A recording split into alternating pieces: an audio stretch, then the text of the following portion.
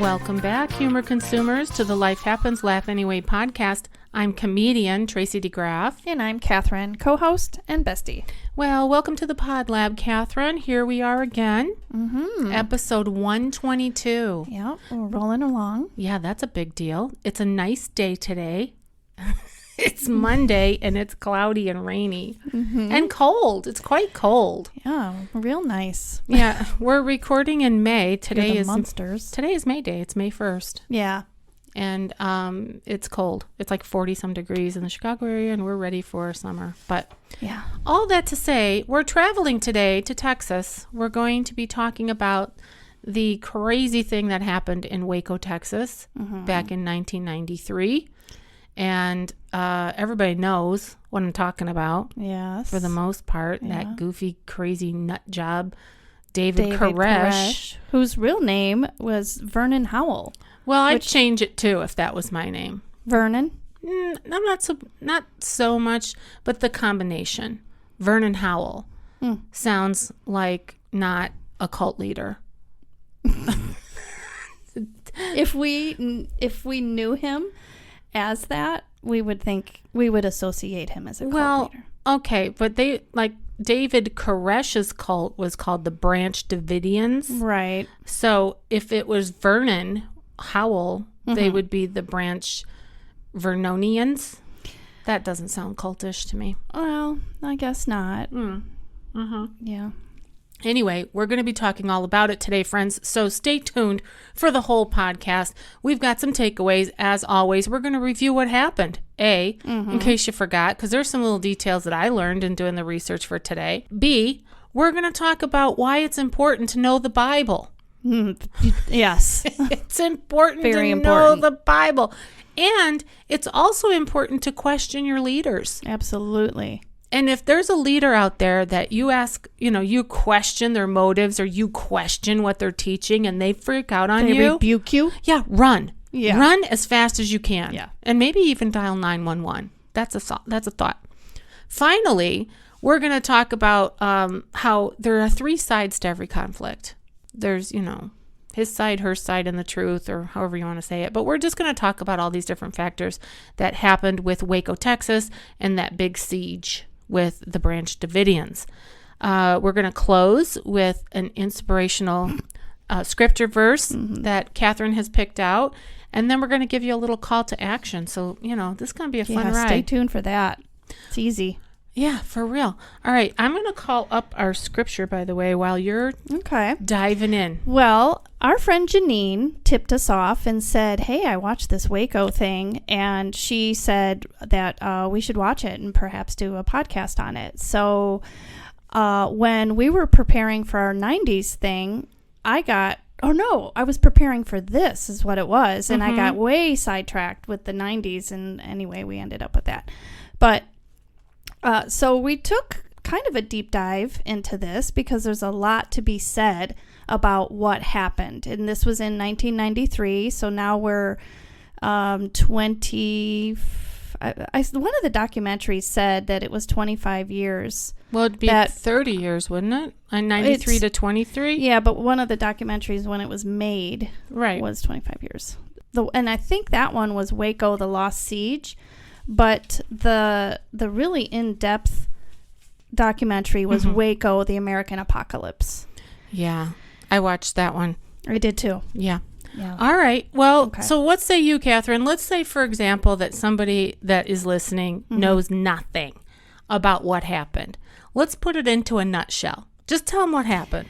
All right. Well, we're going to just call it a cult right out the gate. Hello. And it's a cult. Yes. It's a sect of the, and when we were watching this, I was saying sects. It's plural. And we had this little exchange, and it was really funny. But so I want to make sure I say that right. But it's an offshoot, let's say, of the Seventh-day Adventists. And so then this thing is formed, and this Vernon Howell, as it was, he is this young guy who wasn't real academically smart, but he had a yeah, you think? She's making a face. he had a gift of, I think it was it picture memorization? I can't remember, but he knew all of Revelation, which I'm going to point out that so did that other nut job in the 60s, Manson. Yeah. He knew that by heart as well. Anyway, David Koresh, he forms this branch, which is called the Davidian branch, and they put out a kind of like an APB of sorts internationally, like Pied Piper. Yeah, they're going looking. They're looking for recruits. Exactly right. So they come a hauling all the way from Australia. I think they interviewed 3 people altogether that I can recall from Australia, a guy from England.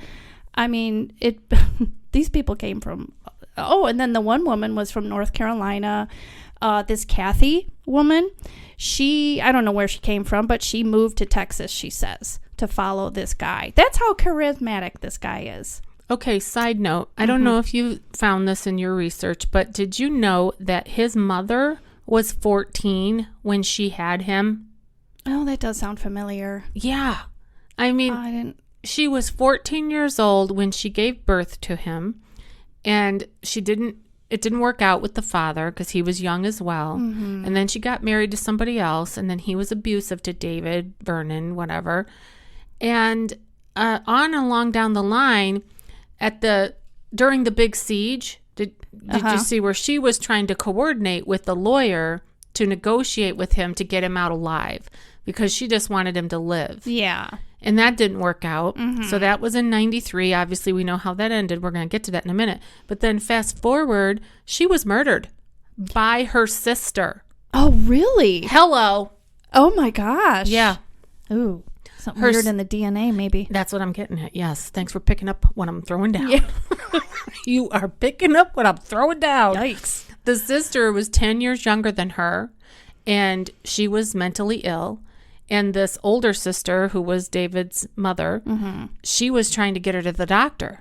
And she went over there, and the sister knifed her to death and cut her up. And oh, my gosh. Yeah, so that was the end of that. It's an all-around tragic story. Yeah, but that's just tragedy to say, upon tragedy. Yeah, don't go having, babies when you're 14, and I don't know. Yeah, I mean, just so much. Mary was 12 when she had Jesus. Okay, I know, but that's different. Well, I don't know what to say about that. But well, you said it, is that it's all around tragedy. There's a lot of tragic things that happen there, and who knows what led to this man being who he was. Yeah. Well, there's 150 followers, and they're all on this compound. They start out in one place, but it's in Texas, but they move to this Mount Carmel, which is right outside of Waco. And these 150 followers, there's some that are interviewed all these years later, and some of them are still devout to this, I'm going to say nut job, David Koresh. Yeah, and even currently, even though it was shown that he did all these horrible things. Right. The one guy, I think he was from Australia, and, David Koresh was guilty of being a pedophile. He was a pedophile. Yeah, absolutely. Okay. And he had multiple wives, young, as young as whatever. 12, they say. Well, he had a 14-year-old wife, but then they say that he was with a 12-year-old. Okay. So he had all that. Well, this guy from Australia was being interviewed, and they said, that he was a pedophile, right? And it was like the Australia version of 60 Minutes, and they're pretty good over there with the 60-minute thing.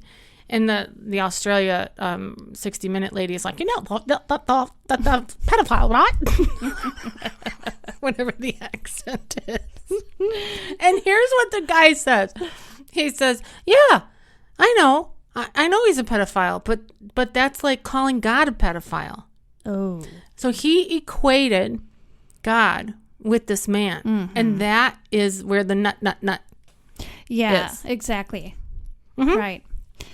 Well, anyway, all that to say that these people are, they are in Bible study, but they are being taught by David's version, let's just put it that way, of whatever it is. Because who knows what he is saying to make these people do what they do. Because he basically, is allowed to marry these people's daughters who are underage. He convinces them that there's an Armageddon coming. And we do know that there's going to be a second coming of the Messiah. And some of these people believe that David was it.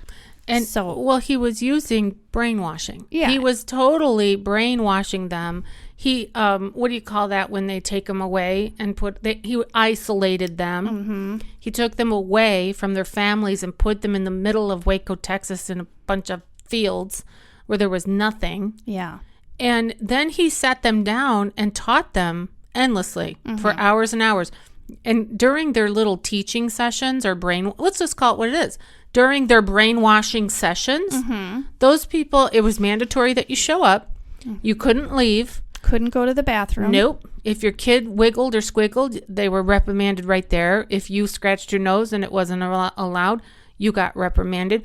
So he held this authoritative, military control over these people.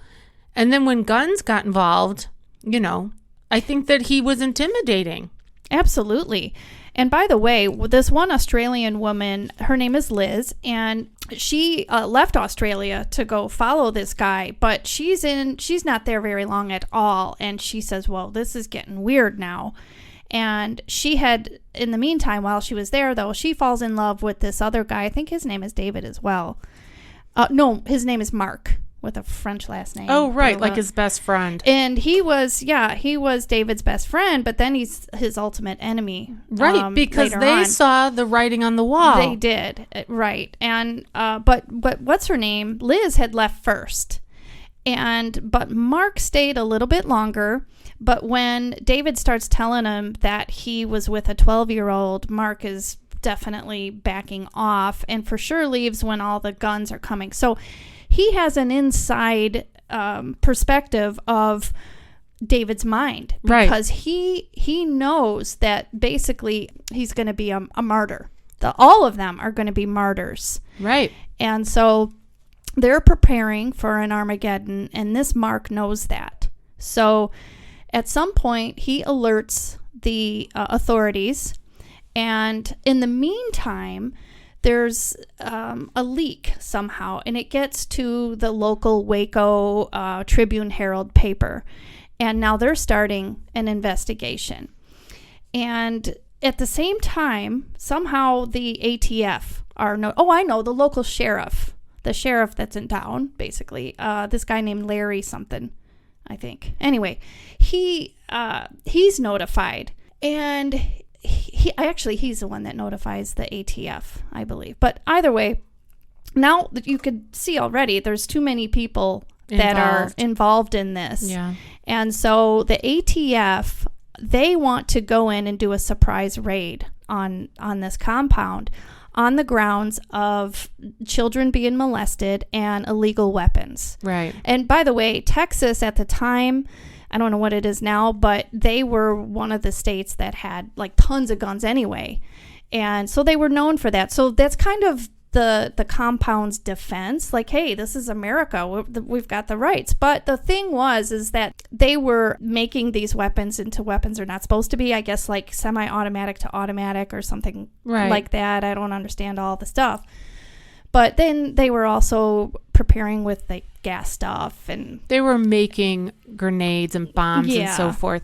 The other thing about Mark Bernal, or whatever his last name is, he not only did he alert the authorities that there's some stuff going on there, but he warned them. Yes, I was going to get to that. Right. Don't attack thinking that they're just going to put up the white flag. Right. They're going to go to the death, and they're armed to the teeth. Exactly. He said they're martyrs.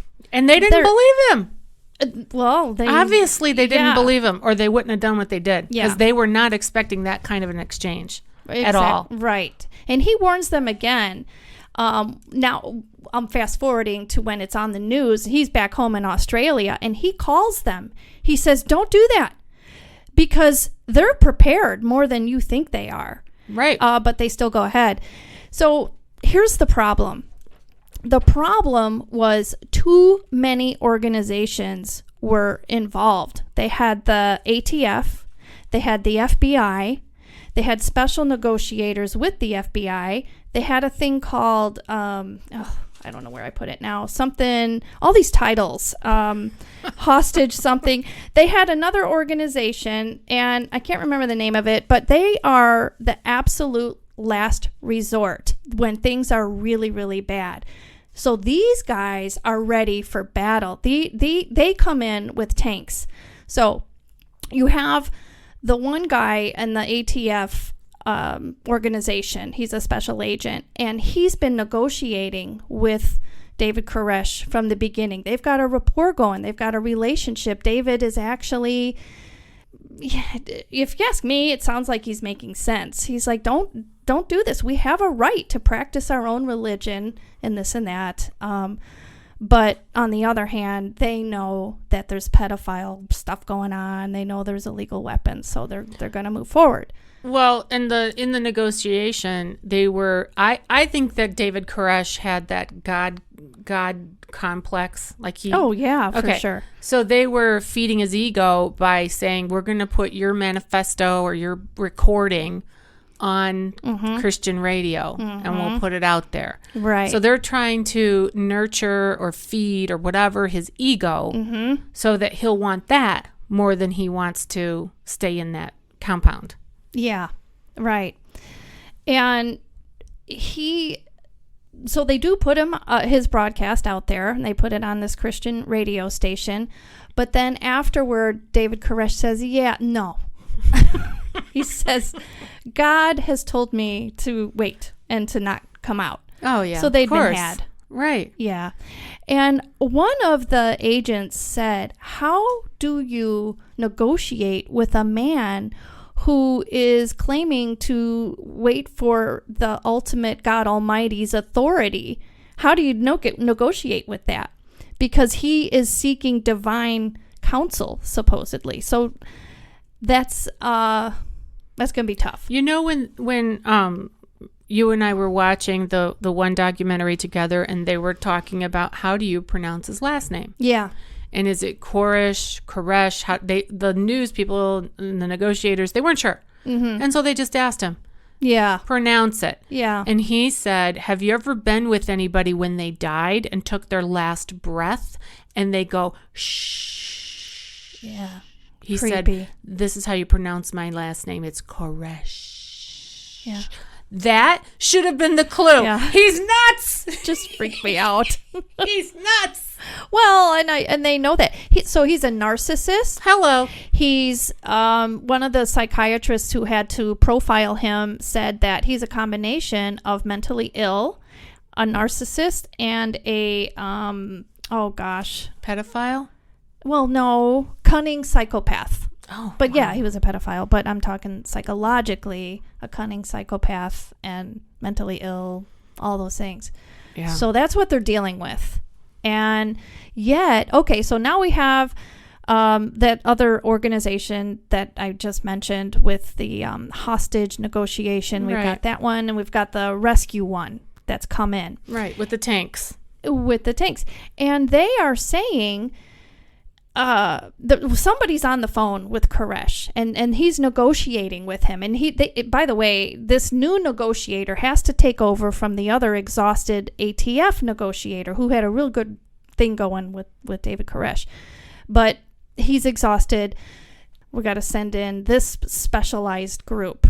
This is only on day 2 or 3, by the way, too.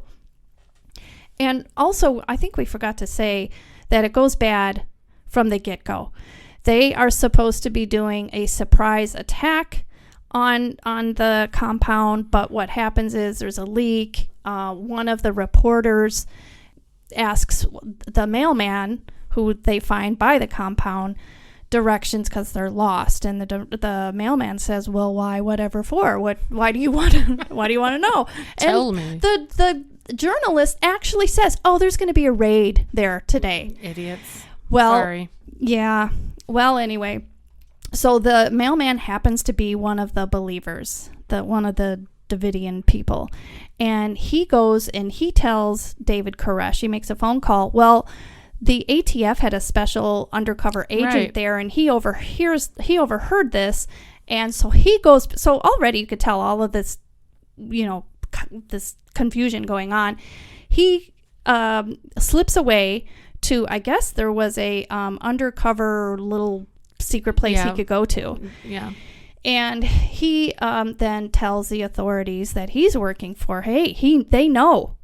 So then this other agent on this other documentary, the Apocalypse one, he's one of the ATF guys, and he says, that's when I said, well, we can't do this as a surprise attack because now they know. Right. But another authority who's in charge, a special agent, says, yeah, no, we're going to do it. We're going to do it anyway. So both sides, the Davidian people and the ATF people, are saying they're blaming each other for who shot first. But the shots were crazy, and it just went, it went really bad the very first day. It was doomed from before the first day. Mm-hmm. As you pointed out. I mean, in the one documentary, they talked about how they had this little house that they rented and they were setting it up, but they were hauling in a bunch of weapons, like doo-doo-doo. Yeah, they had, as the Davidians pointed out, the bags they were carrying in were the size of weapons. Yeah.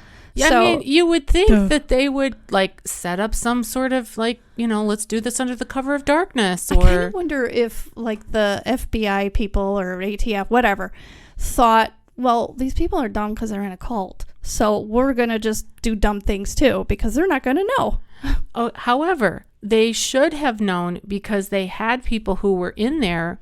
They had some intelligence from people that were in there. They did. And so they should have known how armed they were. They should have expected. They're, Exactly. like what this Mark had given them all these warnings, but they just didn't believe it. Right. Also, the press, the local press, the ATF people had asked them, don't put anything out there. Don't publish this because we don't want it to leak. Well, the paper came out. They didn't say that there was going to be a surprise attack, but they did say there's weapons and there's children. Yeah. So it's clear as mud, really. Yeah. If only you could go back and backtrack it, but I don't know that you'd get a different result because you've got all these cooks in the kitchen. It's too many. It's too many people in there. Yeah. Oh, which reminds me. So that's where the problem was. One of the agents, the negotiators, is on the phone with David Koresh, and he says, "Listen, we're ceasefire. We're not going in." And then David Koresh says, "Yes, you are. I'm looking right at them." And then this agent negotiator says, "No, we're not. I promise you, they're not." But this David Koresh says they're lying to you, and because the other organization really was there, and now they have tanks. And then, but anyway, so then now Janet Reno says, go ahead and gas them. But this is way later. And it's just disastrous. If you want all the details, I would say, if you're interested in this story, just watch it. Yeah, there's just watch so many documentaries that you can watch. Yeah. Another thing that I found interesting about watching the documentary, the one that Ron and I watched, the Armageddon one, mm-hmm. the different government agencies were sort of vying for their legitimacy. Mm-hmm. So the ATF was kind of newer, and the budget was sort of on the chopping block, and they wanted to show the government that they were necessary. So they wanted to, here I am to save the day. Yeah. Well, yeah, I guess so. I mean, if they are being, and they were asked to come in. And I'm not saying that the guys on the ground are that way, because they're just following orders and they're just trying to do their job. Mm-hmm. But perhaps the ones that make the decisions to, just go in, just do it. Who cares if we lost the element of surprise, which is our whole tactic. That's our whole thing. We'll just pretend like they don't know, and maybe they'll just give up. Yeah. And the one guy, the special agent, he says in this interview, he says at some point they saw mattresses in the window and bales of hay, and he's like, that's when we should have been like, right, bales what's this of hay? about? Why would there be bales of hay? Well, so basically these people were going to die for their cause. So it's a 51-day standoff. At first, there were tons of bullets flying. 4 agents died, and some members of the Davidian cult, I'll call them. But then there's a ceasefire. And by the way, ambulances can't even get in there because of the bullets. And eventually, though, they make this agree. They come to a point, I think, like on the 3rd day or something like that, where David Koresh is going to let some people go. And the significance of saying 2 by 2, like the ark, they kind of point that out. And he does let some out. But these people believed that the government was the enemy, that they had the right to practice their own religion. It's the American way. They had the right to bear arms. And so they used that their rights to push their agenda. And by the way, too, a guy named, what's his name? The terrorist for the Oklahoma bombing. Timothy McVeigh. Timothy McVeigh was a witness to this. So he's just this young guy, and he sees it as the government is the enemy as well, because they see it as that's, their own property. The government is coming in, and they shouldn't be doing that. So it's just disastrous for all of those reasons. It's just a perfect storm. Yeah, and the seed of hatred was really watered inside the heart of Timothy McVeigh, and he does then go and carry out the horrible Oklahoma crime bombing, of blowing up that federal building in Oklahoma. So it's like another tragedy is born out of that tragedy. Absolutely. Oh, just terrible. And the thing about the government, it's a catch-22, because we need the government to protect us, right? But in cases like this, when these people get this mindset of they can do what they want, when they want, and this guy was obviously crazy, and he was hurting children, abusing children, and ultimately was a murderer and murdered all these people. Yeah, absolutely.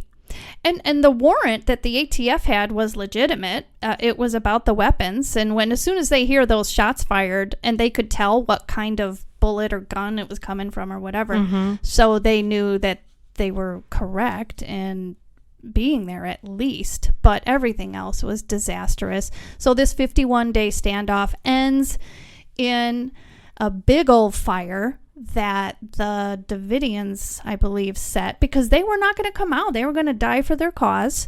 And so the government's puzzled, like, why are they not sending out the children? They think that these people are held there against their will, maybe, or that there's no way they're going to let their children or their wives or whatever, their loved ones be harmed. But no. They're martyrs. Right. And David had brainwashed them into believing that death is actually a good thing.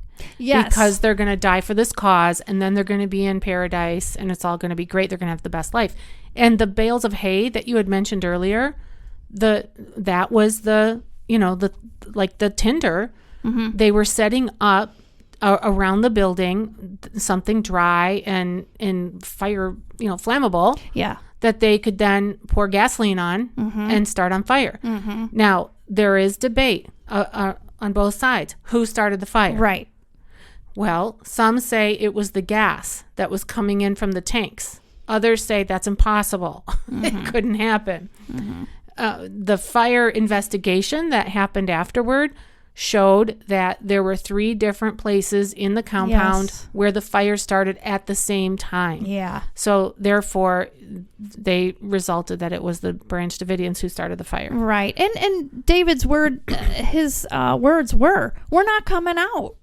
And he was speaking for everybody. In fact, at some point during all of this standoff, they released some video from within. And these women and children, well, I should say women speaking on behalf for their children, were saying, no, we want to be here.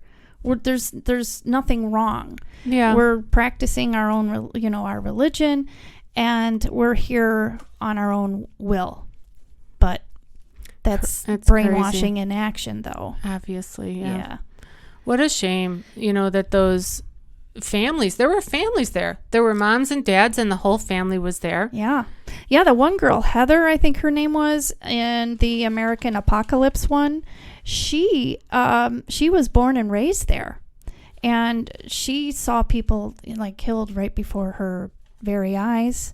Her dad was the mailman that tipped off David Koresh that they were coming. And it's just horrible. I think her dad was killed not just, I think, before the fire. Mm-hmm. But anyway, the end result was only 9 people, 9 Davidians, that is, survived the fire. I think that out of 70, that was out of 75 people that were left there after a few were released. And I think 20-something were children that had died in that fire. Yeah, that's too bad. Oh, it's horrible. It is. It's unbelievable that this kind of a thing would happen. And hopefully it'll never happen again. I mean, I hope that there has been at least some lessons learned on how to handle a situation like that.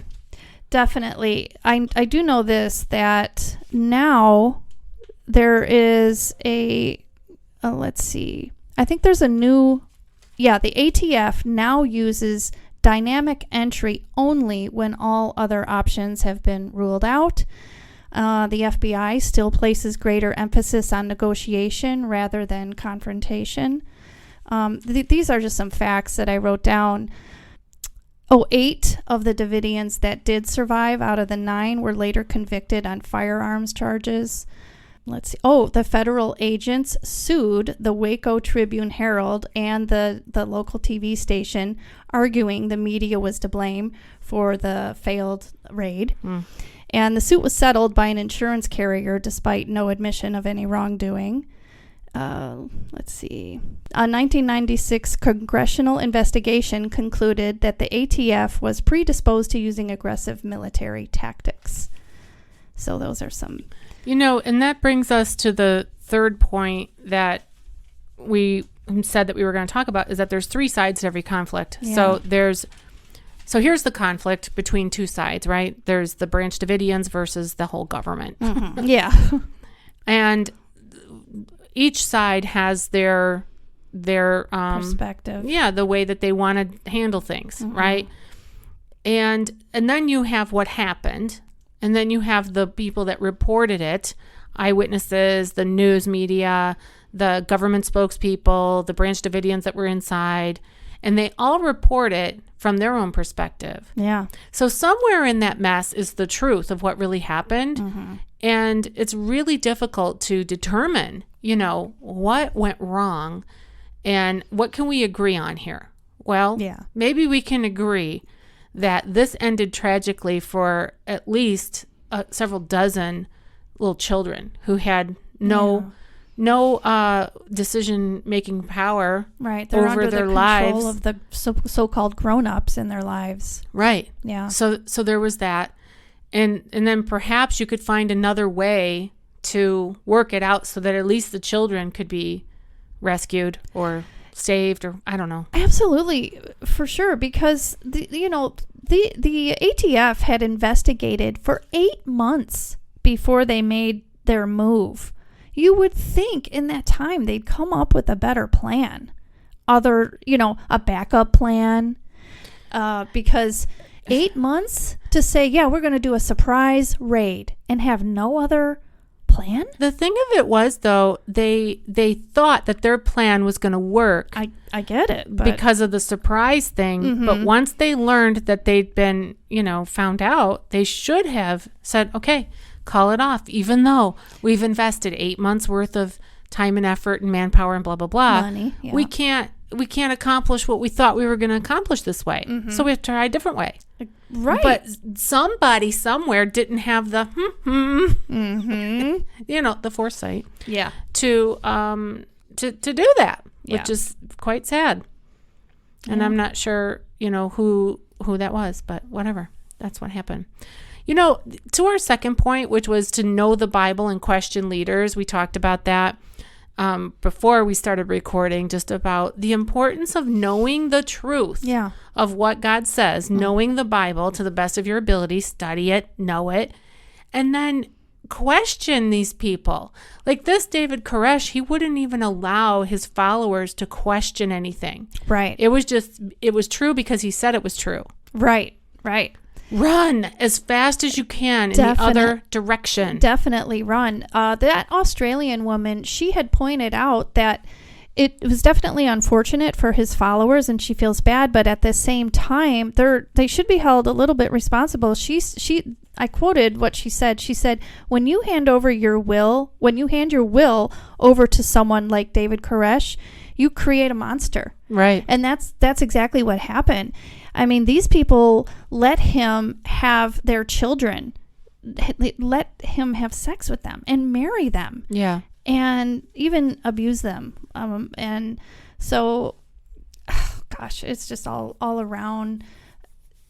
I don't understand it. Like, I can't imagine okay, so maybe some of these people didn't really know, like they were seekers. They wanted to know God. They wanted to find some higher spiritual calling, and they didn't really know. I get that, falling under that. But then to witness abuse like that, I can't wrap my brain around that. Yeah, and I do think that that's when several of the people, at least that Mark and, was it Liz? Those two, that's when they were like, we're out, when they saw that he was having sex with minors, you know, young girls. Yeah. I'm so puzzled by, on the other documentary that you and I watched, that Clive from Australia, he also was from Australia, and he let David Koresh marry his two minor daughters. One was 18 and the other was, 14 or 15. She was younger than the other, and that one died in the fire. And I guess, and he still is a Davidian, I guess they call it. Yeah. He still very much believes. Mm-hmm. And this other woman from North Carolina, I forgot her name, but Sherry, maybe? But she also, to this day, defends David, and it's hard to understand how people can fall for that and then stay with it once the truth is all revealed. Yeah. And I guess they found David's body and it had a bullet in the head. So they think that he just killed himself. Yeah. Before the fire got to him. Yeah. And several other people had also had bullets in their head. Like it was either self-inflicted or in they the battle. Helped each other. Yeah. They say that's some of the thing. But yes, knowing God's word, and that also prepares us for the end of times too, because it does say that some will be led astray and won't be able to discern what is truth and what isn't. Yeah. So definitely that's important. What a crazy story that unraveled in front of really all of our eyes, because it was 24/7 media coverage for 50 whatever days, that they were out there. I remember, it was on the radio, it was on TV, it was constant. Yeah, me too. And I was just getting prepared to get married. Kenny and I got married at the end of May that very year. And so I recall like all of that going on at the same time. There was a lot in the 90s, as we covered in our last episode. Yeah. So, I was kind of brain dead in the 90s because that's when I was having all my babies. Mm-hmm. And so, I was aware of a couple of these things, but I wasn't really glued to the TV until OJ. Then when the OJ thing happened, I was like, oh my gosh. I gotta watch this. I wonder why, like, more that than the Waco thing. I don't know. Maybe it was just because it was so unbelievable. I guess it's all unbelievable. Yeah. It really is. Yeah. It's crazy. Yeah. All right. Anything else you want to say about Waco? Let's see what I have down here. No, I don't think so. But again, we'll name the two shows that we watched. One was Waco, the American Apocalypse. The other one was... What was the other one, Trace? I don't know. I didn't write it down. Waco, the Longest Siege. And that was on Netflix. There's so many of them. You can go on YouTube, you can go on Netflix, you can go on Prime, and just put in Waco and see what comes up. Yeah. Okay. But the free one, those are the free ones. I want to say this about Waco because it's so sad to me that this little town in Texas is known for this. Yeah. They're also known to be like the home of Dr. Pepper. Oh, I'm thought a you pepper, you're a pepper. Wouldn't you like to be a pepper too? I did not know that. I thought you were going to say Chip and Joanna Chip Gaines. and Joanna, they're there too. But before them was Dr. Pepper. Oh, okay. Yeah. The Waco looks so small too when you go through it. It's like hard to believe so much came out of that. Yeah, we did. Well, it was small. It is small. It's a small community. It's a rural Texas community. Mm-hmm. And Cathrine and I went there for a comedy gig. There was a gig not far from there, and we decided to head over to Waco to see the Chip and Joanna. Yeah. Well, Is that when we were there. across from the prison? Yes, it was. Yes. It was so funny. Yeah. Muffin booked us in a hotel right across from a big old prison, and Cathrine looked over. I thought it was like a walking park. trail. She's like, we could go for a walk. I'm like, they got an American flag and all some safety fence there. Yeah. I'm like, do you see the barbed wire? I did not see it. Jeez. And the tower? Didn't see the tower. I saw going there. No. Well, this has been fun. Let's get to our scripture. Yeah. I think because we need it. Very, very appropriate. We need it. Psalm 118, verse 8. It says this: it is better to take refuge in the Lord than to trust in humans. Hello. Jinx. All right. Our call to action. Here's the call to action, friends. Stay away from these people. Okay, just stay away. No commune living, none of that. Anything that says compound, no, it's a unless big hard it's a compound word. Stay away from it. Don't do it. Now, camp, maybe. But question. Yes, question. Always, and have your GPS on. All right. Well, you've been listening to the Life Happens, Laugh Anyway podcast. I'm still comedian Tracy DeGraff. I'm still Cathrine. See you next time. Bye-bye.